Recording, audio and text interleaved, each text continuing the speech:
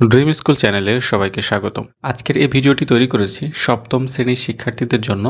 আজ আমরা সপ্তম শ্রেণীর বিজ্ঞান বইয়ের ৭৩ পৃষ্ঠা নিয়ে আলোচনা করব। ৭৩ পৃষ্ঠার এই ছকটির সমাধান দেখিয়ে দিব। এই ছকটির সমাধানের পূর্বে আমরা এর নির্দেশনাগুলো একটু পড়ে আসি। এই সেশনটি হচ্ছে পঞ্চম ও ষষ্ঠ সেশন। এই সেশনে তোমরা আগের দল অনুসারে একত্রিত হও।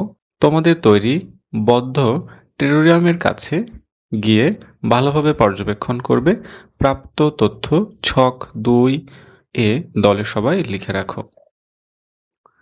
টেরোরিয়ামের কোনো পরিবর্তন দেখেছ? টেরোরিয়ামে যদি কোনো পরিবর্তন দেখা যায় সেগুলো আমরা এই ছকে লিখে দেখাবো। উদ্ভিদগুলোকে কেমন দেখাচ্ছে? উদ্ভিদের পাতার রং কেমন?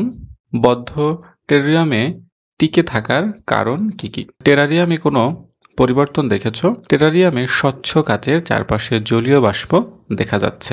উদ্ভিদগুলোকে কেমন দেখলে? উদ্ভিদগুলোকে সতেজ ও আকর্ষণীয় দেখাচ্ছে। উদ্ভিদের পাতার রং কেমন দেখেছ? পাতার রং হালকা, গাঢ় ও সবুজ বর্ণের।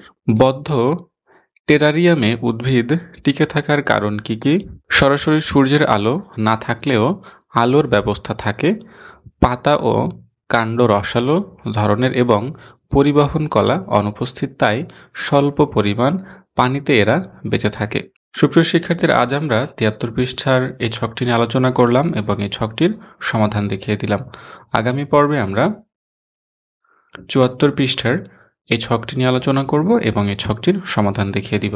আর আজকের লেসনটি নিয়ে যদি কোনো প্রশ্ন, পরামর্শ বা মন্তব্য থাকে এই ভিডিওর কমেন্টে লিখে আমাদেরকে জানাতে পারো।